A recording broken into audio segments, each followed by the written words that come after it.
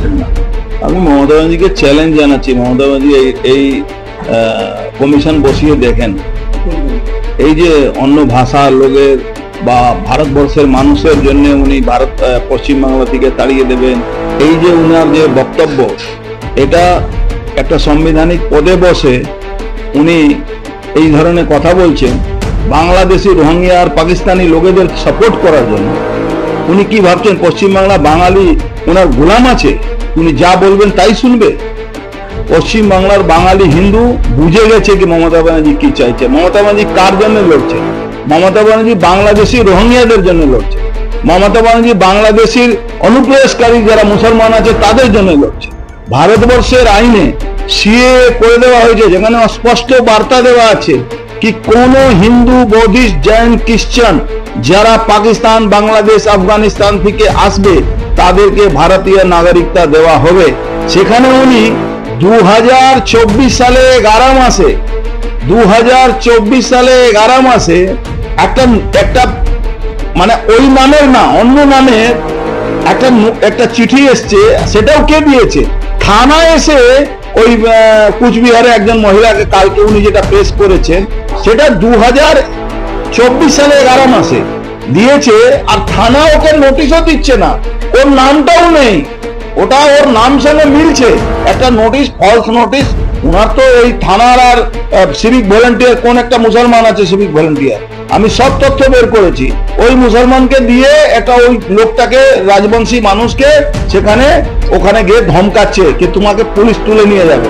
অথচ আসাম সরকার স্পষ্ট বলে দিয়েছে কি কোন রাজবংশী, কোন হিন্দু মানুষ, কোন সম্প্রদায় যারা বাংলাদেশ থেকে হিন্দু মানুষ যারা এসছেন, রাজবংশী হোক, মতুয়া হোক, তাদের কোন রকম কোনো অসুবিধা নেই। কোন রকম কোনো ভুলবশত কেস হয়েছে তাহলে যদি 2025 ফেব্রুয়ারি মাসে all case will be withdrawn. এটা নোটিশ, গেজেট নোটিফিকেশন আছে। তারপরে মমতা ব্যানার্জি একটা মিথ্যাশ্রী মুখ্যমন্ত্রী, তিনি ওই নোটিশ দেখিয়ে, নোটিশে ডেট দেখাচ্ছেন না, নোটিশটা দেখিয়ে মানুষকে বিভ্রান্ত করার চেষ্টা করছেন। আপনি ধমক দিচ্ছেন, ওনার ক্ষমতা থাকলে যদি বের করে দেখান তো।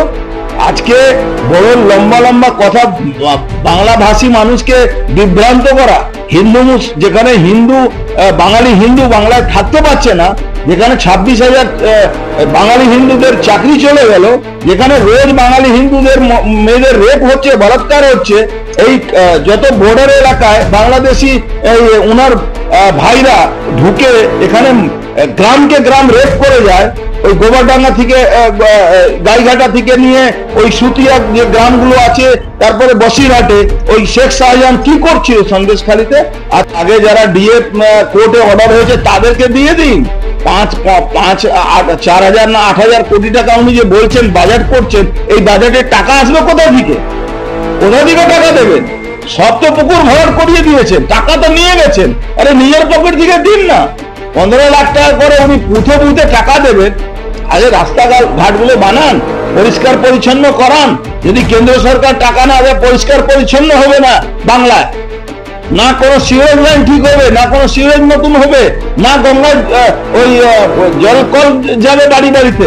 এখন উনার লোকেরা বাড়িতে কল দেওয়ার জন্য পয়সা নেয়, মিউনিসিপ্যালিটিতে চলে যান। আজকে মিউনিসিপ্যালিটি আয় কমে গেছে, আজকে মিউটেশন হয় না, আজকে আপনার হয় না, প্ল্যান স্যাংশন হয় না। উনি পাড়ায় সমাধান করছেন। পাড়ায় সমাধান করলে জুতো পেটা করবে পশ্চিমবাংলা মানুষ ওনার পাড়ায় গিয়ে।